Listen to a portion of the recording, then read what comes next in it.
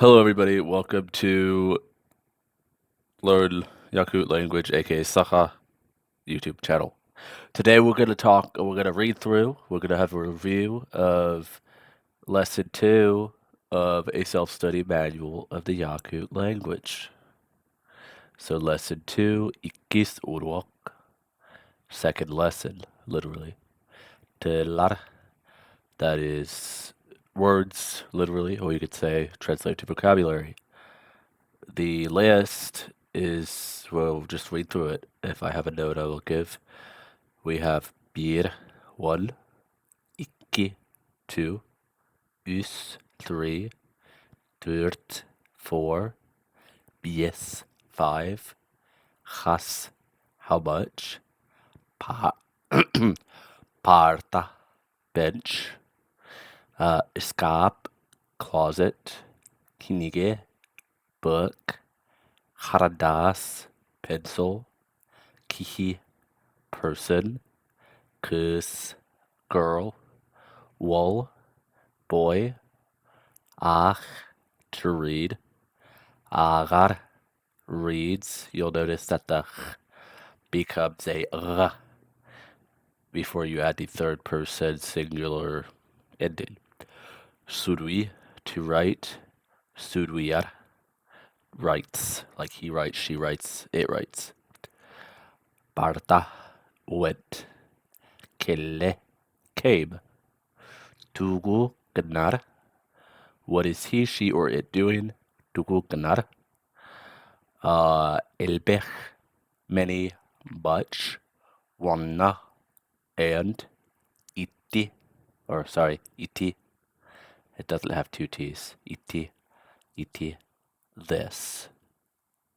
Okay, so you'll notice the double consonants are pronounced. If you speak Korean or Japanese, you'll be familiar with a similar type of pronunciation as that.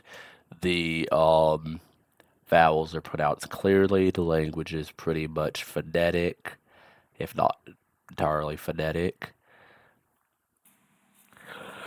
Um, and by the way, also parta is like one of those school desks that the kids use. Usually, as far as I understand, the ones that have like the chair attached, um, rather than bench. A bench, like a park bench, is iskamaika, which we had in the last lesson. Okay. Um, remarks on grammar, you can read through on for yourself. I will put as always, put the link to the textbook in the whatever that's called, box below the video. But briefly, I will mention the language. Sakha, if you're not familiar, is a glutinative. That means we add things to it, often, usually at the end, a lot of postfixes, you could call it. So olapos, olaposka. Chair, on the chair, bar, to go, barta, went, bar, exist, or there is, body, is there, does there exist, makes it a question. Alar, to sit, and then alarar, sits, alararui, does he or she sit. The predicate, number 2 note, of an interrogative sentence very often takes a special interrogative affix. Bukim, kimi, bukimi, tuakbar, tuakbari, kimturar, kimturari. And I asked native Sakha speakers who I know, and they told me, I said, what's the difference? Because in this book, I actually saw some sentences with like E or E, and in the same sentence without it. A Sakha friend, told me that often they add it, but not always. There doesn't seem to be a clear rule, but if you don't add it, nobody will correct you because it's not considered wrong.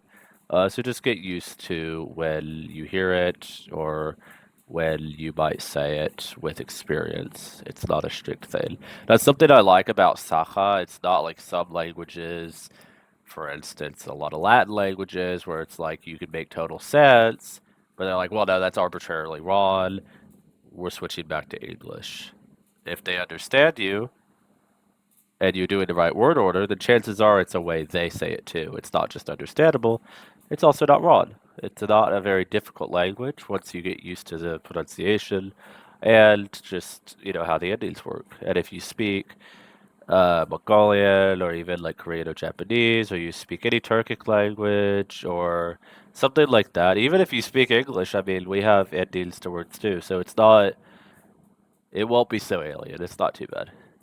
Okay, so the division of vowels, I tend to focus on back and front vowels because that's how we did when I learned the Mongolian language and Kazakh language. But I know Turkic language is often also distinguished, as it mentions here, between wide vowels and narrow vowels. If you're like, what the heck is this? Don't worry about it too much. But what you do need to know, because it's just linguistic stuff, but what you do need to know is the back vowels in some linguistic papers will be called masculine vowels. The front vowels and some materials will be called the feminine vowels. So the back are pronounced in the back. So we have o. The Y looking one, I would always say it like o. And Russian influenced Sakha people would tell me ooh like Russian. But then when they said it, to me it sounds between an o and an oo, like ooh. It's from the back, but your mouth does round a little bit. However, the front vowels are totally in the front. E, I, U, U. So you feel it in the front, and your lips will be a little tighter. Okay. So, um, and as it mentions here, the pronunciation of back and front vowels differs according to the position of the tongue. For the former, the tongue is somewhat pulled back in the mouth. For the latter, it is pushed noticeably forward. This can be observed in his writing. This can be observed in sounding out the vowels in the following pairs. So this is comparing a, e, I, o, u, u. So that you can feel, okay, it's back here, then it's up here. It's back here, then it's up here. And I will explain a little bit about the wide and narrow here. The pronunciation of wide and narrow vowels differs according to the wideness of the opening of the mouth.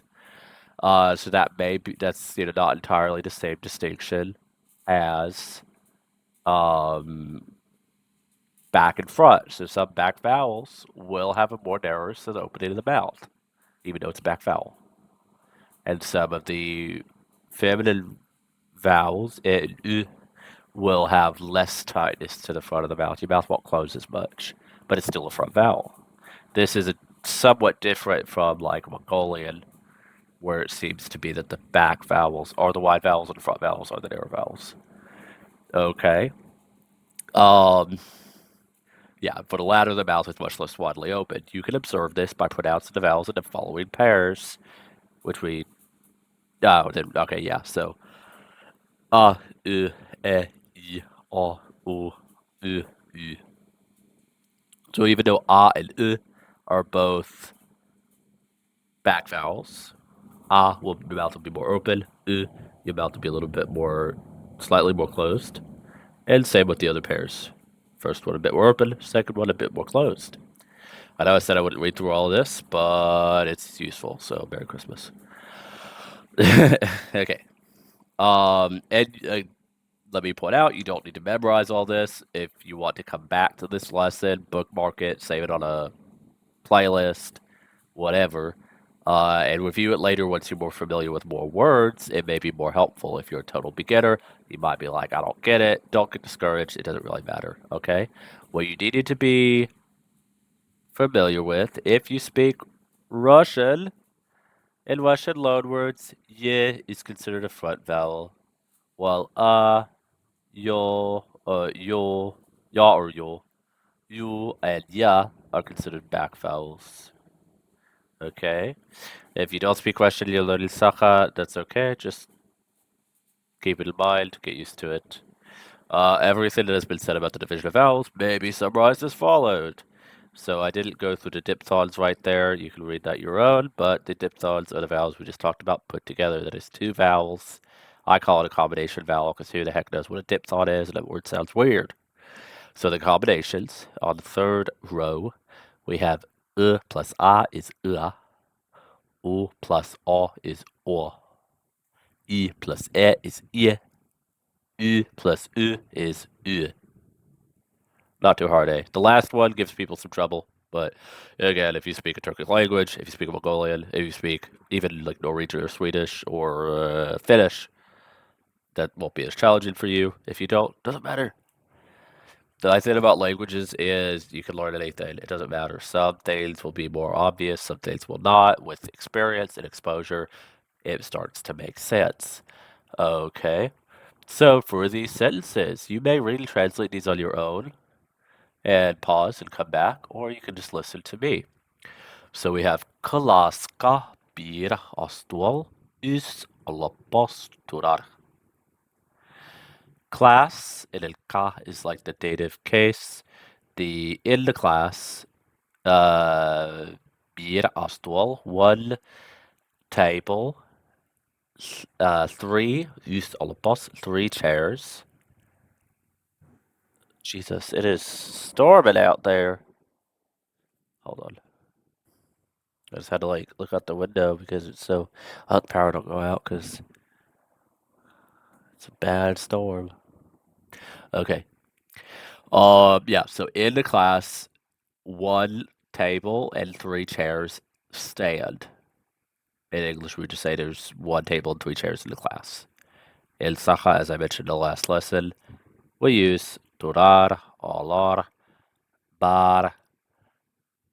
We use these for the location, okay? Because the tables and the chairs kind of stand up, so we could use to stand. Durar, durar. Bir an iki oh bies tunuk bar. That's actually, I believe, it should be a typo because tunuk, it says tunuk. It should be tunuk. We have it on the first lesson. Yeah, window. Make sure I wasn't having a brain fart. That is indeed tunuk, window. So they made a typo. It happens. Okay. So tunuk, not tunuk. Bies tunuk bar. So one door, two stove. We don't pluralize everything, so it says two stove, but two stoves. Five windows or window exist. There is one door, two ovens, and five windows. Iki escapar. So two closets. There are two closets. Kalaska elbech parta turar. Turar. Kalaska elbech parta turar. In the class, many student desks, we can say, stand. Bir partaga. Partaga. Iki kihi olarar. So one at the ga is like at here. So at one student desk, two students sit. So in this case, maybe the parta is not the single booth desk with a chair. Maybe it's a double one. I have not gone to school in the Soviet Union when this was written, or modern Russia when this was edited and updated. So I don't know all of the classroom styles. Maybe it's different than where I live, but there you go. You're learning grammar, you're learning vocabulary. That's fine. Astolka turt knige onna bir hradas bar. Astolka. So, I don't know if y'all can hear that. I have really good noise canceling headphones with a fancy microphone attached. So I don't, maybe y'all can't hear it, but it's really thundering out there. Sorry, y'all are like trying to study Sakha, and I'm like rambling about the weather. Okay. So at the table, 4 books and 1 pencil B exist. Wana meaning and. That's a useful conjunction. Keskil, I said that very Russian. Oloposka, olorar. So keskil sits on the chair. So you'll notice these endings ka, ra, ka. These are like on, at, or in, depending. Bir wal turar wanna agar. One boy stands and reads.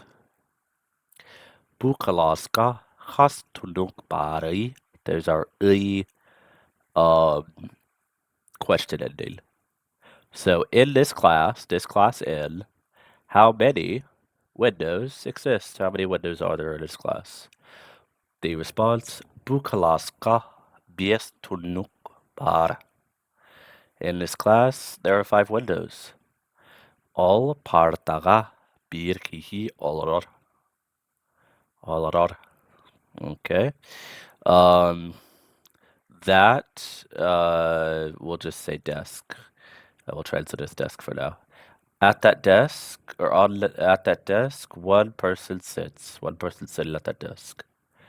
Iti kus tugu kanar.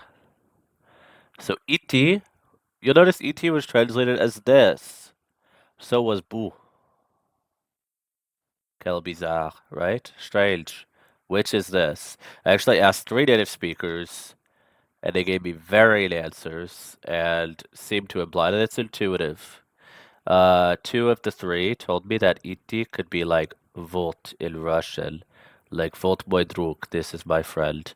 In French, to be "voici, voilà," "voilà mon ami," "voici mon ami," this is my friend. I cannot verify that, but um, according to the dictionary and the Russian language materials for this language, iti can be related to, and according to my friends, can be this, or it can be translated to the English the. So it refers to something that both people know about, that in the conversation. So itikus tuguganar. What is the girl doing, or what is this girl doing? Itikus suruyar. Itikus suruyar. So this girl writes, Bu escapka tuakbari. In this closet, what is there? Bu escapka kinige bar. In this closet, there are books. Escapka. And by the way, this word is from Russian, escap, but we changed the pronunciation to match the Sakha phonetics. Escapka kinige elbechtua. Are there a lot of books in the closet? Closet and book, many. Dua, you may remember, turns the sentence into a statement, into a yes or no question. Iskapka kinige elbech. In the closet, book, many. There are many books in the closet. Haradas hamna bari. Pencil, where is? Where's the pencil? Haradas ostwalga bar. The pencil's on the table. Kiskil hanna barda. Keskil where went. Where did Keskil go? Kalaska oloror. Oloror. So class L sits. So he's sitting in the class or he's in the class. Olor could sometimes refer to location, where someone lives or is at, as well as literally sitting. All right. Itikihi tugu kanari. Itikihi tugu kanari. Now be careful. Kihi means person, but kini means he or she. So this is the person. What doing? What does? What does the person do? What is the person doing? Agar, reading. Then we have itikim kelle. So this who came, or who is the one who came? Yorgun kelle. Yorgun came. Kel, bu olaposka olar, warna ach. Come, as a command. This chair on, sit and read. Come and sit on this chair and read. So you'll notice ach to read, is also the imperative. Ayana olpartaga alor wanna suri. So Ayana, that desk at, sit and write. Okay. Nurgul manna kill. So Nurgul, here come. Come here, Nurgul. Keskil onna tur. So there, stand. Keskil, stand there. Okay. Feel free to do the exercises if you want to. Write sentences combining the parts. So you can do bu kalaska ikitonokbar, bu eskapka bir kinige torar. You can mix and match in any way. Bu eskapka bies sohoch olorar. Well, ohoch we would probably use torar. So you can use bar with any of them, and other ones you can use turar or olor, depending on the object. Um, and then it says write 6 sentences, same principle. If you're able to understand all the sentences and vocabulary and do this exercise, even if you don't write it down, then it should be no problem to translate to English and do Sakha. Okay? Um, and then find all the words in lesson 2 with affixes. Write them down in columns according to the similarity of the meaning of the adjectives. Underline the affixes and be attentive to the change in form of one and the same affix as it occurs in different words. That's basically find the words that have an ending. Okay, so I see bar here. Bari is the ending. Oh, up here I see where's one? Agar. So we have ach plus ar becomes agar. You can do that or not. It doesn't really matter. Exercises are helpful, but not a imperative. It's better that you enjoy the process than be bored. But also, you don't want to fall into sloth, where you are just avoiding work and not understanding the material. So if you feel like it's beneficial and you can do a little bit of the exercises, do so, but you don't have to. I used to do these exercises and usually I'll wait. Like if I'm a total beginner in a language, I won't do them. And at first, and then once I kind of actually get it a bit, then I'll do some, but not really in like, oh, I gotta do all this work kind of thing because then you get burnt out. Just do a little bit, relaxedly practice, blah blah blah. Thank you for watching. I will see you in the next lesson.